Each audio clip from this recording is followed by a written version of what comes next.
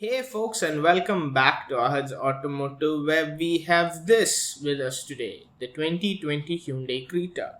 Now, the Hyundai Creta is the highest selling vehicle in Hyundai's portfolio. So, is it worth all the hype?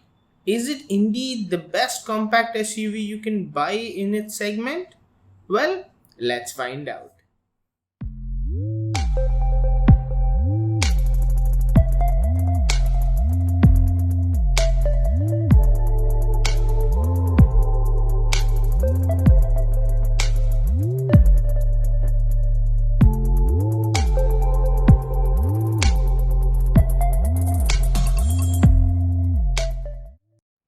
Now, before I start off this video, I want to thank Mr. Rizwan from PSM Hyundai for allowing me to take the video of the Creta. So, if you are in Chennai and you plan on checking out any Hyundai vehicle, I request you to do so at PSM Hyundai. Now, starting off with the exterior design of the Hyundai Creta, the first thing that catches your eye is the split design headlamp. Now, taking a look at that, you have your LED DRL on the top, in the middle, as well as inside the main headlamp cluster as well, where you can see all three parts of their all LED headlamp. All three parts are LED inside this, as well as the hexagonal detailing, which looks really nice. Now, coming down, you have your halogen fog lamp, as well as your turn indicator. Now, taking a step back, you can see the huge dominating grille in front of this car. You cannot miss this. So for the non-turbo variants, you get this chrome finish as well as this satin matte finish over here, which looks really nice. It gives the car a really appealing look. Now down there we have the skid plate, which is finished in silver. Taking a step back, you can see these muscular bulges on the bonnet. It gives the car a very good street presence. The character and the presence of this car is amazing. Now, taking a step back, this is a very long car. As you can see, the design is a bit polarizing and it's got a lot of cuts and creases. So walking up and taking a look at the line that runs across, it's not continuous. You have one from the front fender and one at the rear. Taking a look at the wheels, they are diamond cut finish on the normal variants. On the turbo variants, they are finished in gunmetal. And now taking a look at a side view mirror, they do have the welcome function as well as the puddle lamps, which get activated when you walk towards the car. Since this is an automatic variant, you have your auto badge. Taking a look at the chrome door handles with the request sensor. Now coming back and taking a look at the top, you have your fake roof rails as well as the panoramic sunroof and the shark fin antenna as well. Now you have the silver finish that comes from the A pillar all the way to the C pillar. It is sort of a tacky finish. I'm not a big fan of that. So, and next to that, you have your sort of small arrow fin finished in piano black. Now, coming towards the back, you can take a look at the car. Again, you've got the split tail lamp design over here. So, as you can see, you've got your LED part, the second LED part, and third LED part, just like the headlamp. And you've got your inner tail lamp parts as well. That's your brake lamp and normal stop lamp. You've got your high mounted brake light in the middle. So design is again a bit polarizing, I must say.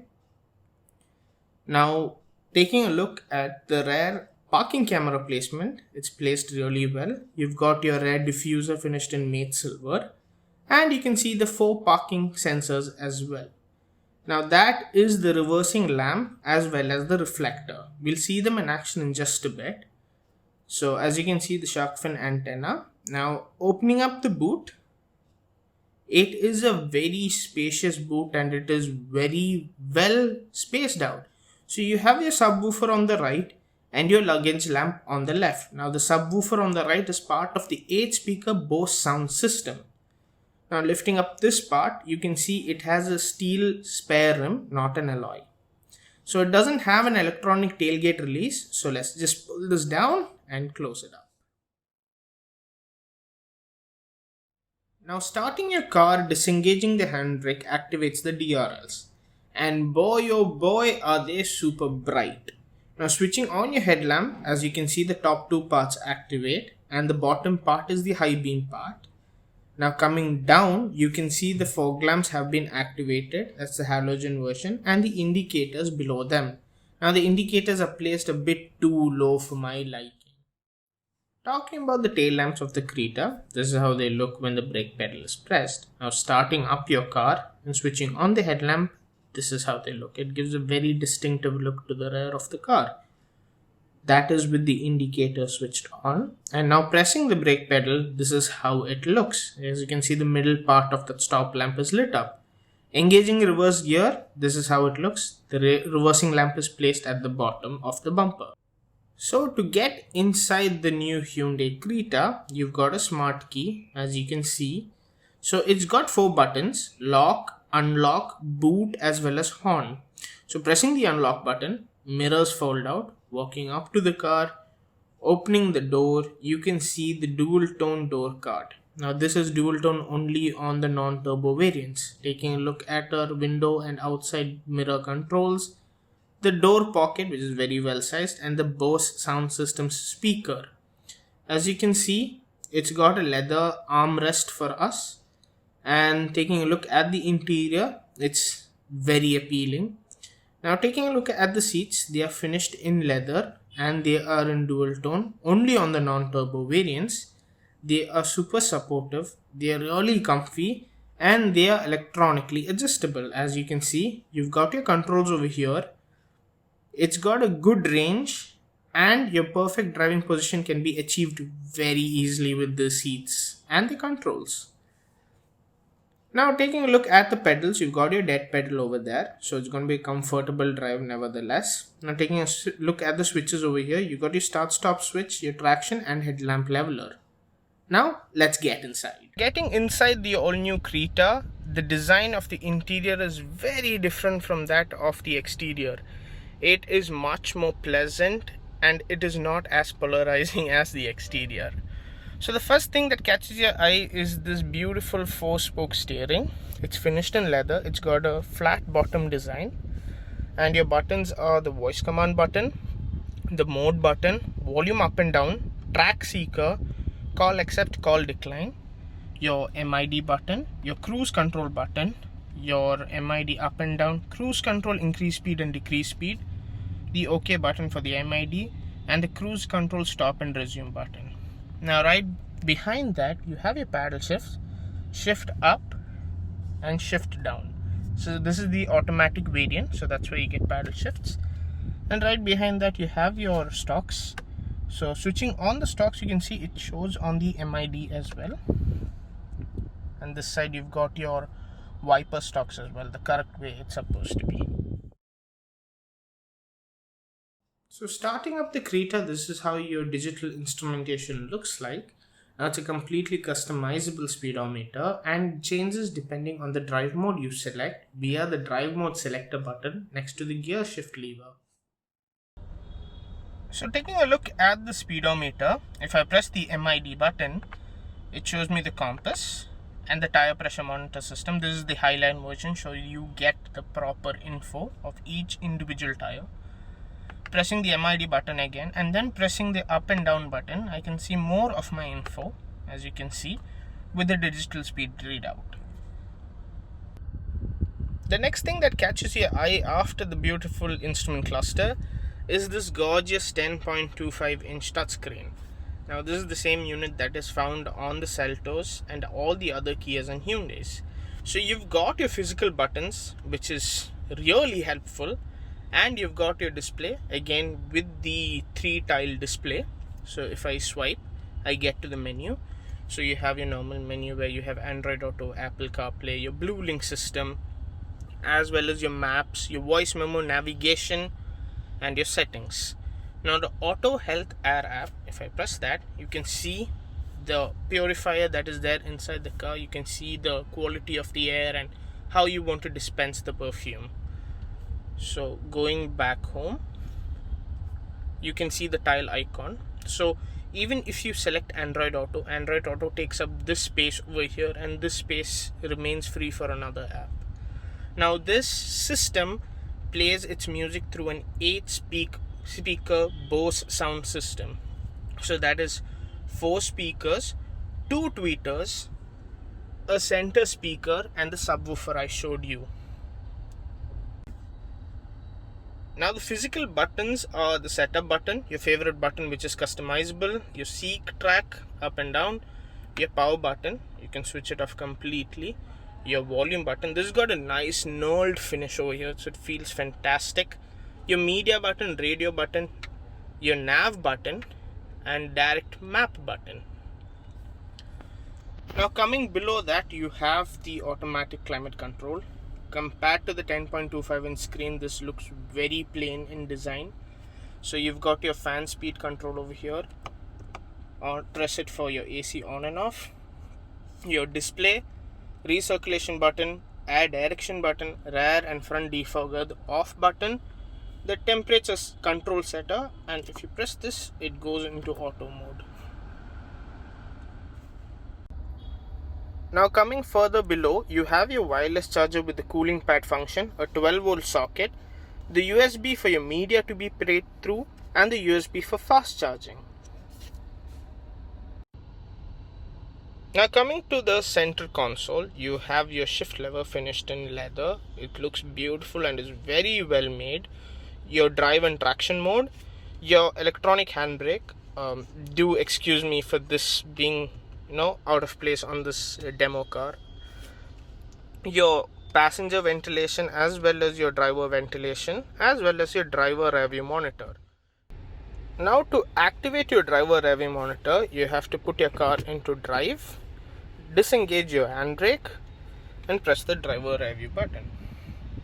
So as you can see, that's what comes up on the display. Now coming further down, you have your cup holders, 2 of them, your armrest with the integrated air purifier display. So opening up the armrest, you can see there's usable storage, and that's where your air filter is. Now this can't be adjusted, it's in fixed position, but for me who's 5'11", it's comfortable. Taking a look at the passenger side of things, you've got the soft touch material over here, which is of brilliant quality. You can see the blue ambient lighting, it's only one color. And opening up the glove box, it has cool function as well. Now over here you have an auto dimming inside rearview mirror with your blue link buttons. You've got your sunglass holder, your in-cabin lights which are white LED, and this is your sunroof. So it's a one-touch sunroof. So if I press that,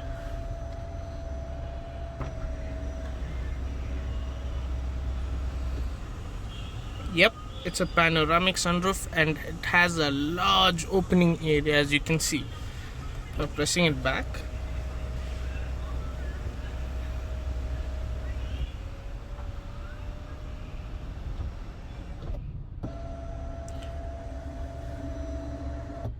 now for ventilation mode, you just have to press this button.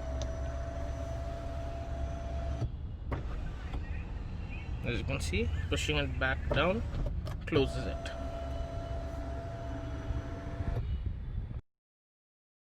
Now getting into the rear seat of the Creta, opening up the door, it opens up wide enough.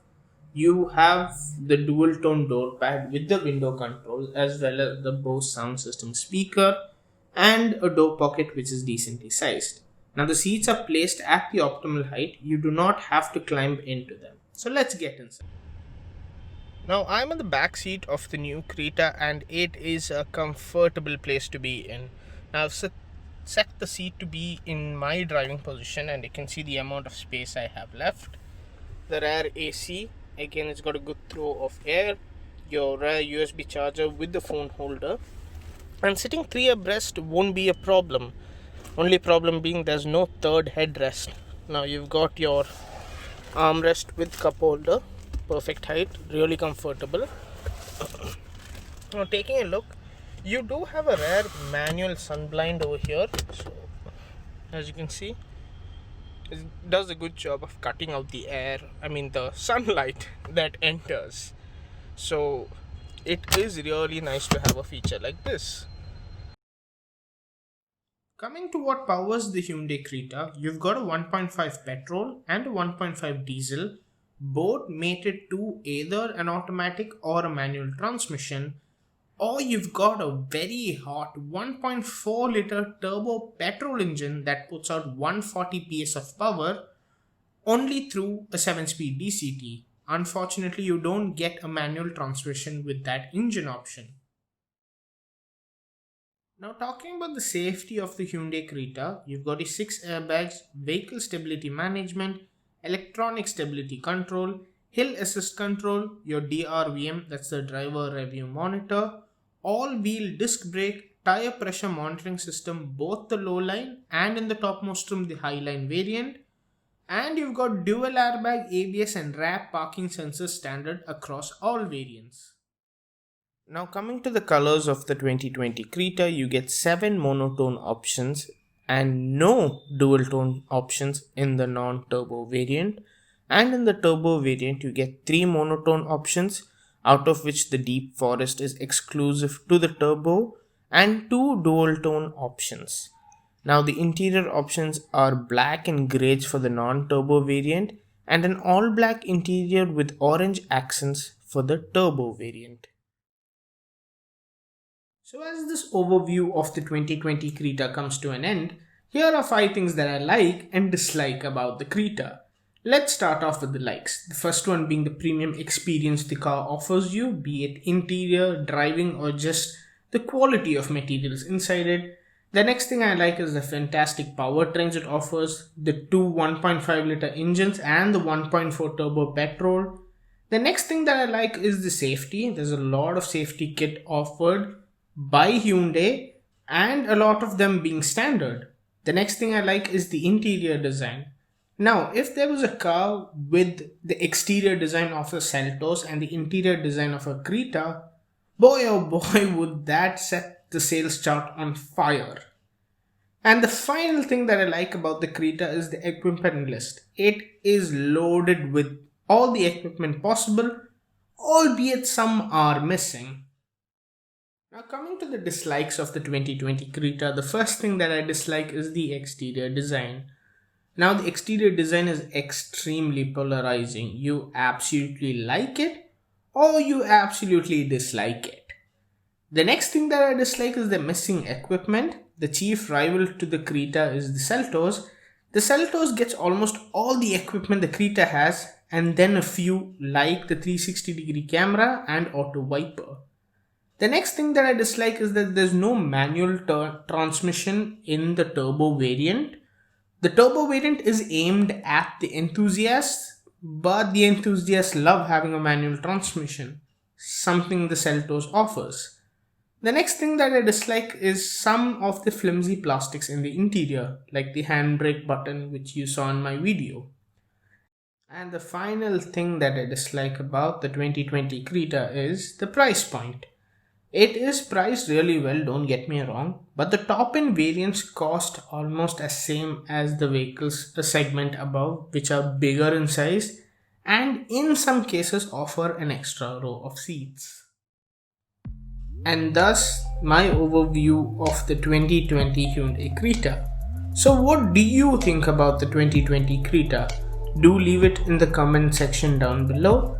Do like the video if you like the video, and do please subscribe to my channel as it helps me out a lot. And I'll see you guys in the next one.